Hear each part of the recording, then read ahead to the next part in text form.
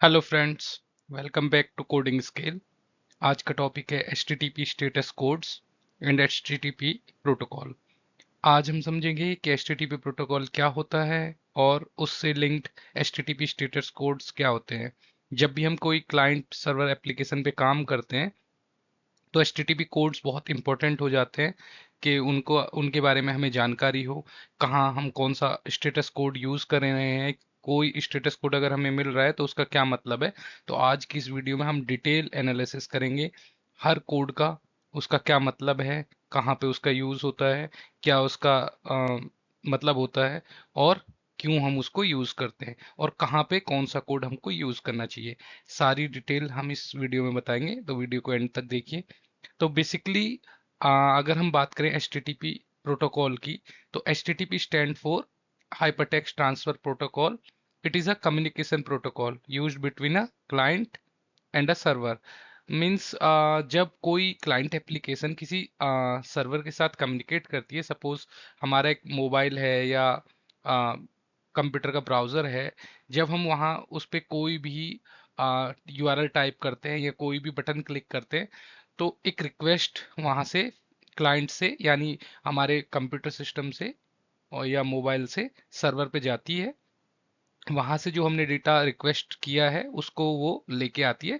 तो जब वो कम्युनिकेशन होता है क्लाइंट और सर्वर के बीच में, तो उस कम्युनिकेशन को जो कंप्लीट करता है वो HTTP प्रोटोकॉल करता है। और हर कम्युनिकेशन के साथ एक कोड रिटर्न होता है और उस कोड को हम HTTP स्टेटस कोड कहते हैं। ये कोड्स अलग अलग होते हैं, 100 से लेके 599 के बीच की एक रेंज होती है। उसमें कोई भी कोड आपको मिल सकता है। अब वो कहाँ पे कौन सा कोड मिल रहा है उसका अलग अलग मीनिंग होता है, तो उन्हीं को हम समझेंगे। तो आप अभी ये समझ लीजिए, क्लाइंट हमारा कोई भी ऐसा डिवाइस हो सकता है, जैसे ब्राउजर हो सकता है, मोबाइल ऐप हो सकता है, पोस्टमैन हो सकता है या कोई एप्लीकेशन हो सकती है। और सर्वर हमारा लाइक .NET एपीआई हो सकती हैं, जावा की एपीआई हो सकती है, नोड जेएस एपीआई हो सकती है। इस तरह की एपीआई हो सकती है। तो जब भी हमारा कोई क्लाइंट एप्लीकेशन सर्वर के साथ या बैकएंड के साथ कम्युनिकेट करता है HTTP प्रोटोकॉल के थ्रू, तो उसके साथ एक कोड लिंक होता है हर रिक्वेस्ट रिस्पॉन्स के साथ। और उस कोड के बारे में आज हम डिटेल में समझेंगे। तो बेसिकली इसकी कोड्स की रेंज होती है 100 से लेके 599 के बीच में। हम आज समझेंगे कि उनका यूज क्या है, उनका मतलब क्या है और कहाँ पे वो मिलते हैं, किस कंडीशन में वो हमको मिल सकते हैं, किस कंडीशन में हम उसको दे सकते हैं। अगर हम बैकएंड पे काम कर रहे हैं तो किस कंडीशन में हम उनको वापस रिटर्न करेंगे। ये सारी डिटेल हम इसमें समझेंगे। तो जैसे अगर 100 एक कोड होता है, वो इंफॉर्मेशनल पर्पस के लिए होता है कि अगर आप कोई इंफॉर्मेशन रिटर्न कर रहे हो तो उसके साथ आपको 100 कोड रिटर्न में मिलेगा। HTTP कोड जो होगा, स्टेटस कोड, वो 100 होगा। जैसे 200, 2xx मीन्स 200, वो सक्सेस के लिए यूज होता है। 300 रीडायरेक्ट के लिए यूज होता है। 400 क्लाइंट एरर के लिए। अब इसके जैसे बहुत सारे कोड्स हैं, अगली स्लाइड में हम समझते हैं सबको डिटेल में। तो यहाँ पे 5 स्टेटस कोड की फैमिलीज बेसिकली हमने बनाई हैं। 100 की जो सीरीज है वो इंफॉर्मेशनल पर्पस के लिए है। कोई रिक्वेस्ट रिसीव होती है, उसको प्रोसेस करते हैं या कंटिन्यू करते हैं, उस कंडीशन में आपको 100 कोड रिटर्न होगा या 100 कोड मिलेगा। अगर कोई रिक्वेस्ट आपने किया और वो सक्सेसफुली प्रोसेस हो गया तो वहां पे आपको 200 कोड रिटर्न होगा। तो आप ये मान सकते हैं कि जो हमने रिक्वेस्ट किया था या जो डेटा भेजा था वो सक्सेसफुली प्रोसेस होके सेव हो गया है, तो उस केस में आपको 200 मिलेगा। ठीक है। 200 का मतलब होता है ओके या क्रिएटेड, या कोई भी जो डेटा आपने भेजा वो क्रिएट हो गया है या आपको आपने जो भेजा है वो उसने सर्वर ने एक्सेप्ट कर लिया है। इसी तरह 300 रीडायरेक्शन के लिए यूज होता है। अगर उस पर कोई फर्दर एक्शन चाहिए कंप्लीट करने के लिए तो उस केस में सर्वर आपको 300 रिटर्न करेगा कि यूजर का यहाँ पे इंटरेक्शन चाहिए या कुछ और फर्दर एक्शन आपसे मांग रहा है वो। ठीक है। तो यहाँ पे 301 हो सकता है मूव्ड, 302 हो सकता है फाउंड। इसी तरह 400 बहुत कॉमन आपने देखा होगा, 400 एरर आता है। अगर आप डेवलपर हैं, 400 हम रिटर्न भी करते हैं। तो वो एक्चुअली क्लाइंट एरर के लिए हमें यूज करना है, जहाँ पे रिक्वेस्ट में कहीं पे कोई सिंटेक्स इनवैलिड है या हम उस रिक्वेस्ट को प्रोसेस नहीं कर सकते, कुछ इंटरनल प्रॉब्लम है, कोई हमारी कंडीशन फेल हो रही है, उस केस में हम क्लाइंट रिलेटेड इंफॉर्मेशन अगर प्रॉपर नहीं है तो उसको हम क्लाइंट सर्वर एरर भेज सकते हैं, 400 एरर भेज सकते हैं। अब 400 की सीरीज में 404 हो सकता है कि वो रिसोर्स अवेलेबल नहीं है, नॉट फाउंड। 401 हो सकता है अनऑथ यानी ऑथराइज्ड नहीं है, तो ये सारे हो सकते हैं। इसी तरह 500 की सीरीज होती है जो सर्वर से रिलेटेड एरर्स होते हैं, सर्वर फेल हो रहा है या सर्वर वैलिड जो रिक्वेस्ट है वो वैलिड नहीं है, सर्वर उसको फुलफिल नहीं कर सकता, उस केस में 500 रिटर्न होता है। इंटरनल सर्वर एरर 503 रिटर्न होता है। अनवेल, ये सब इस तरह के जो कोड्स हैं सर्वर से रिलेटेड वो 500 की सीरीज में आते हैं। 200 की सीरीज सक्सेस कोड्स जो हैं उसको समझ लेते हैं, यानी 200 की सीरीज में कौन कौन से कोड हो सकते हैं जिनको हम सक्सेस कोड कंसीडर करेंगे। तो 200 ओके, यानी कोई भी गेट पुट या पैच रिक्वेस्ट आती है और वो सक्सेसफुली प्रोसेस हो जाती है तो उसमें हम 200 रिटर्न करेंगे या हमें 200 मिलेगा। तो ये 200 ओके का कोड है। 201 क्रिएटेड, यानी कोई भी पोस्ट रिक्वेस्ट क्लाइंट से आई, ब्राउजर से आई, कोई फॉर्म सबमिट हुआ है, कुछ भी हुआ और वो हमारे सर्वर ने उसको सक्सेसफुली प्रोसेस करके क्रिएट कर दिया, न्यू रिसोर्स को ऐड कर दिया, चाहे वो कोई न्यू क्लाइंट है, कोई कैंडिडेट है, कोई स्टूडेंट है, उसका डेटा सेव करना है, तो 201 हमारा सर्वर रिटर्न करेगा अगर वो सक्सेसफुली हो जाता है प्रोसेस। 202 एक्सेप्टेड, ये एसिंग प्रोसेसिंग के लिए यूज होता है। एसिंग प्रोसेसिंग मतलब जैसे आपने कोई ऐसा सिस्टम बनाया हुआ है जहाँ पे आप रिक्वेस्ट डाले जा रहे हो और वो बाद में प्रोसेस होंगी। जैसे सपोज आप नोटिफिकेशंस को देखते हैं कि आपके फ़ोन पे नोटिफिकेशन आ रहे हैं, बैंक से नोटिफिकेशन आ रहे हैं, लेकिन बैंक में वो ट्रांजेक्शन अब से 1 घंटे पहले हुआ था, 1 घंटे बाद आपको नोटिफिकेशन आ रहा है, तो वो एसिंक प्रोसेसिंग है। तो लेकिन जब वो ट्रांजेक्शन होता है बैंक उसी वक्त उसको एक क्यू में डाल देता है, तो क्यू को डालने के बाद वो उसे भूल जाता है, छोड़ देता है कि अब ये अपना बैकएंड सिस्टम हमारा प्रोसेस करेगा। तो जैसे ही वो क्यू में डालता है उसको एक कोड रिटर्न होता है, उसे एक्सेप्टेड कोड बोलते हैं, यानी 202, यानी हमने उसको डेटा दे दिया, अब आप इसको प्रोसेस कर देना। तो उस केस में इस तरह की सिचुएशंस में 202 रिटर्न होता है। ऐसे ही 204 होता है नो कंटेंट, अगर आपने कुछ डिलीट या पुट यानी अपडेट के लिए डिलीट के लिए भेजा और सक्सेस हुआ बट वहां पे कुछ भी आपको रिटर्न नहीं करना है, तो वहां पे नो कंटेंट आप यूज करते हैं, यानी हमने वो प्रोसेस कर दिया है बट कुछ रिटर्न करने के लिए नहीं है, तो 204 वहां पे यूज होगा। 206 जहाँ पे मान लो कोई चंक्स ऑफ फाइल है, यानी कोई बड़ा प्रोसेस आप कंप्लीट करने के लिए रिक्वेस्ट किया है और वो पार्सली कंप्लीट हुआ है या अभी पार्सली हुआ है, तो वहां पे आपको 206 मिलता रहेगा जब तक वो कंप्लीट नहीं हो जाता। 207 मल्टी स्टेटस, यानी जहाँ पे आप मल्टीपल इंडिपेंडेंट ऑपरेशन कर रहे हैं, तो वहां पे इस तरह के केसेस में आप 207 रिटर्न कर सकते हैं।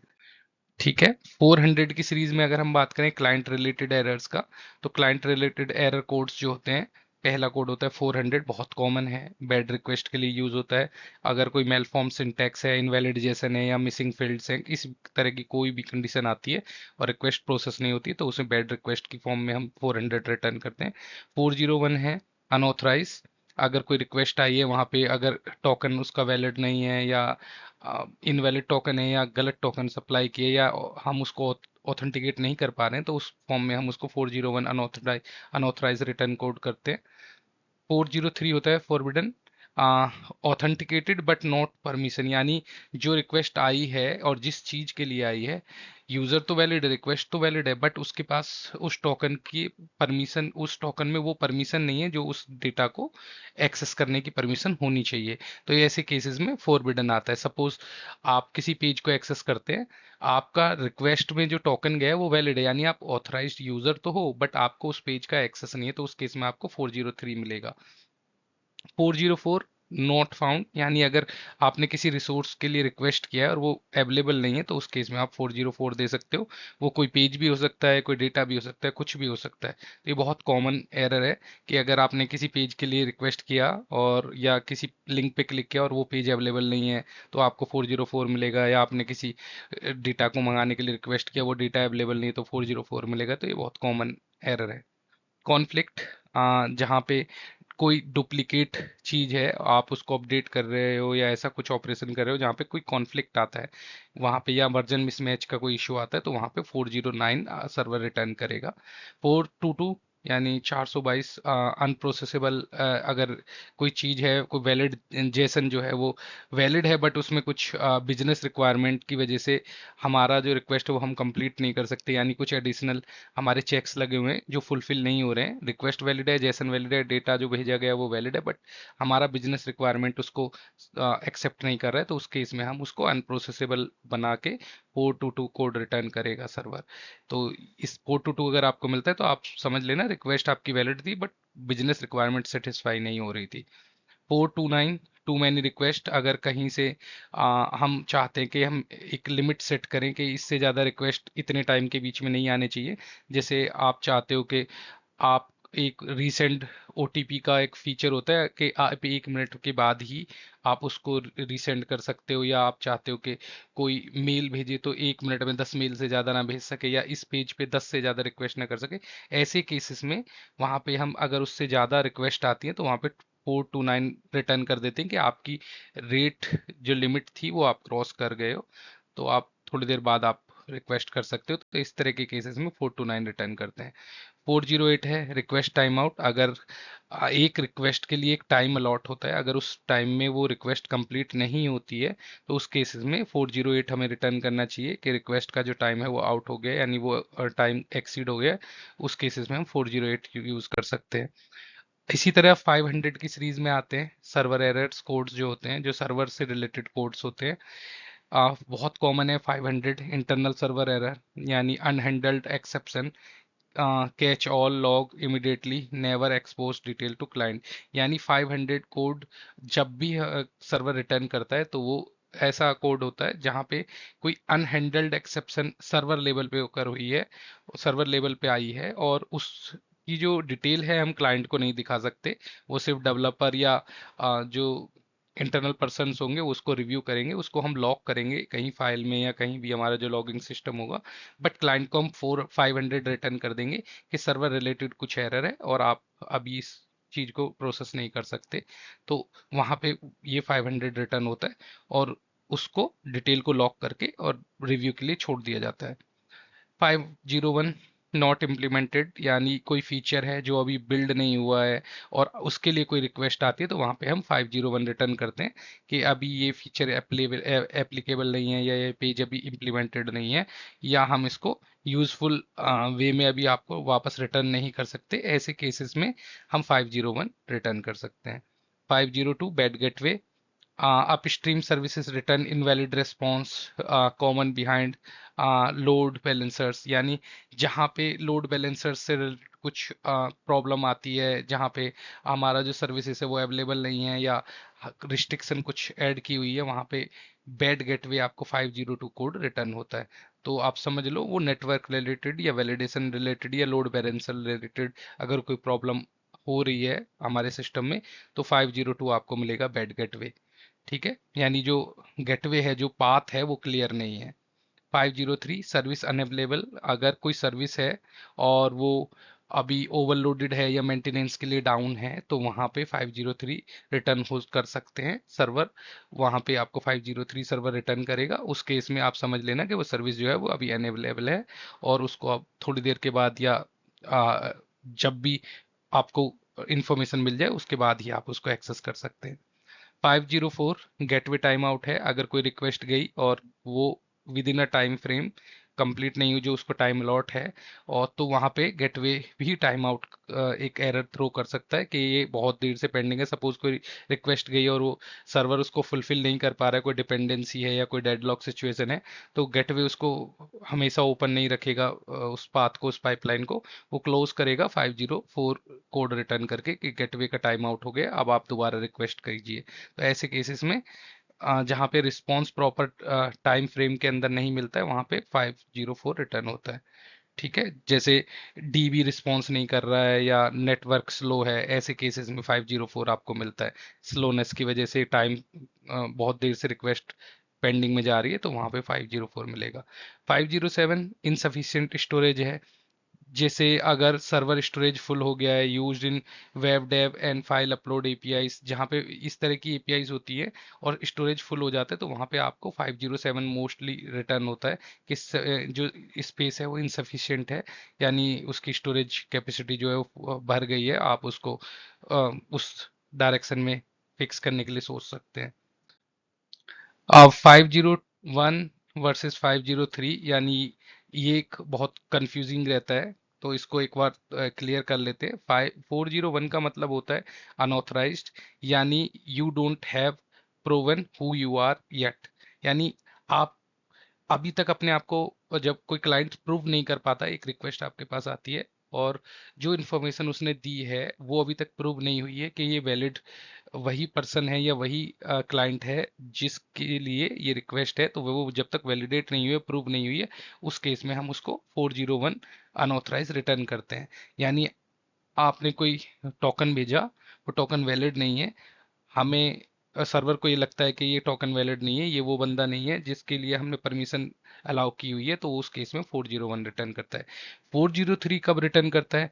आई know who you are but no, यानी हमें पता है कि आप वैलिड हो, ठीक है, आपका टोकन वैलिड है, बट आपके पास परमिशन नहीं है उस रिसोर्स की। सपोज जैसे आप एक होटल में जाते हो और एक या एयरपोर्ट पे जाते हो, लॉन्च का एक्सेस, यानी आपके पास टिकट है, फ्लाइट का टिकट है, आप अंदर चले जाते हो बट लॉन्च का एक्सेस आपके पास नहीं है, तो उस केस में आप ये समझ सकते हो कि आप वैलिड पर्सन हो, आपके पास टिकट भी है, बट एक पर्टिकुलर एरिया का एक्सेस नहीं है, लॉन्च का एक्सेस नहीं है या किसी पर्टिकुलर रूम का एक्सेस नहीं है, उस केस में 403 रिटर्न हो रहा है आपको।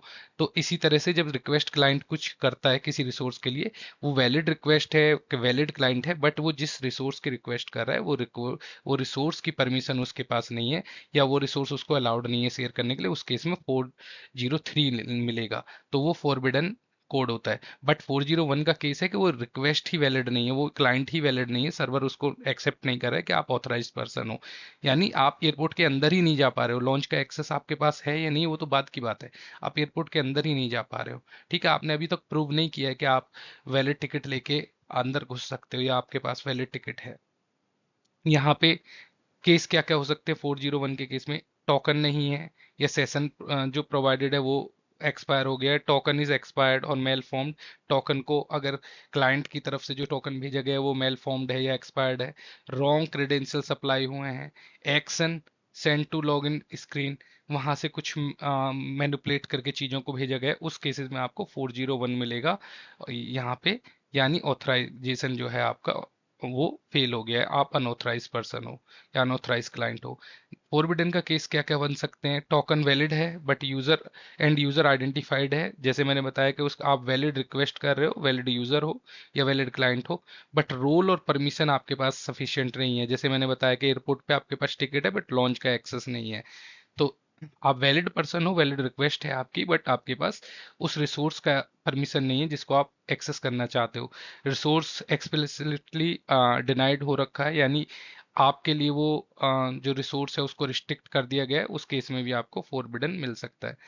एक्शन जैसे सो 403 पेज नॉट लॉग इन, तो इस केसेस में आप उसको लॉग इन पेज पे नहीं भेजोगे, अगर आपको कोई 403 का कोड मिला किसी पर्टिकुलर रिक्वेस्ट पे, तो आप उसको बाहर नहीं फेंक दोगे एप्लीकेशन के कि नहीं आप ऑथराइज नहीं हो, आप लॉग इन पेज पे चले जाओ, आप उसको एक पेज दिखाओगे 403 ये कोड को हैंडल करने के लिए, एक पेज बनाया जाएगा एप्लीकेशन में, जहाँ पे ये दिखाया जाएगा कि आपके पास रिक्वेस्ट वैलिड है बट आप इस रिसोर्स को एक्सेस करने के लिए अलाउड नहीं हो, बट अनऑथराइज के केस में उसको सीधा लॉगिन स्क्रीन पे भेज दिया जाता है। एक्शन इसमें जो होगा, अगर आप अनऑथराइज हो कहीं भी किसी भी रिक्वेस्ट में, अगर आपको अनऑथराइज कोड मिल जाता है 401 मिल जाता है, तो आपको सीधा वो उठा के लॉगिन स्क्रीन पे फेंक देगा, आप बाहर फेंक देगा सिस्टम के, तो ये प्रोसेस रहता है।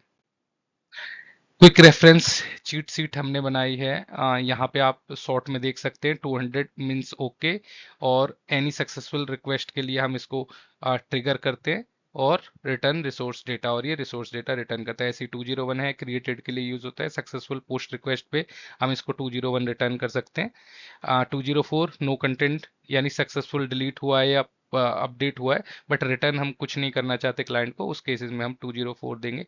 301 मूव्ड परमानेंटली, यूआरएल चेंज हो गया या कुछ ऐसा रिसोर्स रीएलोकेट हो गया कहीं और दूसरी पोजीशन पे या लोकेशन पे मूव कर दिया, तो उस केसेस में 301 रिटर्न होगा। 304 नॉट मॉडिफाइड, ठीक है, ये नॉट मॉडिफाइड के केस में हम 304 रिटर्न करेंगे। 400 मैंने बताया बैड रिक्वेस्ट के केस में, कोई भी इनवैलिड रिक्वेस्ट है उस केस में रिटर्न करेंगे। 401 अनऑथराइज्ड है, तो हम उसको लॉगिन स्क्रीन पे वापस भेजेंगे, यानी वो जो रिक्वेस्ट कर रहा है वो वैलिड क्लाइंट नहीं है, उसका जो टोकन है वो मेल फॉर्म्ड है या इनवैलिड है। 403 टोकन वैलिड है, रिक्वेस्ट वैलिड है, बट जिस रिसोर्स को वो एक्सेस करना चाहता है उसकी परमिशन नहीं है, तो उस केस में हम उसको 403 देंगे। 404 नॉट फाउंड, यानी जो रिसोर्स एक्सेस करना चाहता है वो रिसोर्स अवेलेबल नहीं है, तो उस केस में 404 मिलेगा। 429 रेट लिमिटिंग है, आपने एक सेट लिमिट से ज़्यादा बार उस रिसोर्स को एक्सेस कर लिया है, तो इस केसेस में हम आपको 429 रिटर्न कर सकते हैं, यानी टू मैनी कॉल्स, एक रिसोर्स के लिए आप बार बार हिट किए जा रहे हो और वहां पे हमने लिमिटेशन लगा रखी है कि इतनी देर में आप इतनी बार इस चीज को एक्सेस कर सकते हो, तो ऐसे केसेस में 429 आएगा। 500 सर्वर रिलेटेड एरर, यानी सर्वर अगर किसी एक्सेप्शन किसी चीज को हैंडल करने में कैपेबल नहीं है और वो अनहैंडल्ड एक्सेप्शन वहाँ पे ओकर्ड होती है सर्वर लेवल पे, तो वहां पे आपको 500 सर्वर थ्रो करेगा, यानी सर्वर रिलेटेड कोई भी ऐसी एक्सेप्शन अगर रेज्ड होती है जो सर्वर नहीं समझ पाया है, सर्वर उसको हैंडल करने में कैपेबल नहीं है या उसको हमने प्रॉपर हैंडल नहीं किया है, तो उस केसेस में 500 रिटर्न करेगा सर्वर। 503 रिटर्न करेगा जहां पे कोई भी चीज अनअवेलेबल है, यानी सर्वर मेंटेनेंस के लिए डाउन है या हमारा जो बैकएंड है वो डाउन है, उस केसेस में आपको 503 रिटर्न करेगा। की टेक अवेज क्या है इस पूरे डिस्कशन से, पूरी हमारा जो हमने डिस्कस किया है, इससे मेन मेन हम टेक अवेज क्या रख सकते हैं वो एक बार देख लेते हैं। 200 सक्सेस के लिए यूज होगा, always return the most specific code, not just 200 for everything. 401 not authenticated. 403 authenticated but not authorised, never mix them up, यानी इन दोनों को बहुत क्लियरली आपको समझना है, जैसे मैंने एक इसके लिए पर्टिकुलर एक अलग स्लाइड इसमें बनाया है 401 एंड 403, तो ये आपको क्लियर होना चाहिए। यूज 404 केयरफुली, सब चीज किसी भी केस के लिए आप हर वक्त 404 नहीं लगा सकते। Returning 403 can reveal resource existent to attacker, तो इस चीज का ध्यान रखना है 404 कहाँ यूज करना है और 403 कहाँ यूज करना है। 429 too many request must include a retry after header to good API design, यानी अगर बहुत ज्यादा रिक्वेस्ट के लिए हमने कोई रेट लिमिटिंग की हुई है और 429 हमने वहां पे रिटर्न कर रहे हैं, तो वहां पे एक रिट्राई मैकेनिज्म भी हमें रखना चाहिए। 500 एरर्स, ये सर्वर रिलेटेड एरर्स होते हैं। Log everything server side, return generic message to client, इस केसेस में जैसे मैंने बताया अगर सर्वर पे कुछ हैंडल्ड एक्सेप्शन ओकर होता है तो वहां पे हम सारी इंफॉर्मेशन सारा लॉग करते हैं सर्वर साइड पे, और क्लाइंट को हम एक जेनरिक मैसेज रिटर्न करते हैं, जैसे समथिंग वेंट रॉन्ग और सर्वर साइड वैलिडेशन एरर और server level error occurred, please try after some time, इस तरह की आपने बहुत कॉमन मैसेज देखे होंगे जो सर्वर साइड एरर आने पे आपको दिखते हैं। तो 500 के केस में सबसे अच्छा होता है कि सारी इंफॉर्मेशन को लॉक किया जाए और क्लाइंट को एक जेनरिक मैसेज रिटर्न कर दिया जाए, ताकि उसको ये आइडिया रहे कि कुछ ना कुछ बैकएंड में है जो अभी प्रॉपर नहीं चल रहा है, और बट उसको हम लॉग या कुछ ऐसी इंफॉर्मेशन बाहर एक्सपोज नहीं करेंगे जिससे कि वो सर्वर या क्लाइंट या हमारे सिस्टम के लिए हार्मफुल हो जाए। Build a status code decision tree for your team, reduce inconsistency across the microservices, तो ये बेसिकली जब आप सारे कोड्स के बारे में उनके यूजेस के बारे में क्लियर हो जाओगे, तो आप बहुत अच्छे से हर चीज के लिए पर्टिकुलर कोड को यूज करोगे। तो ये बहुत कंफ्यूजिंग होता है डेवलपर्स के बीच में, इसीलिए मैंने इस टॉपिक को उठा के ये वीडियो बनाया है। तो आई होप ये वीडियो आपको समझ में आया होगा, पसंद आया होगा और इससे आपको कुछ लर्निंग मिली होगी। अगर ये वीडियो आपको पसंद आया है तो इस वीडियो को लाइक कीजिए, हमारे चैनल को सब्सक्राइब कीजिए, क्योंकि इसी तरह के कॉम्प्लिकेटेड टॉपिक्स को हम इजी वे में एक लेमन लैंग्वेज में डिस्क्राइब करते रहें। तो अगर आपको हमारी ये वीडियो सीरीज पसंद आ रही है तो वीडियो को लाइक कीजिए, चैनल को सब्सक्राइब कीजिए और बने रहिए हमारे साथ कोडिंग स्किल पर। Thank you.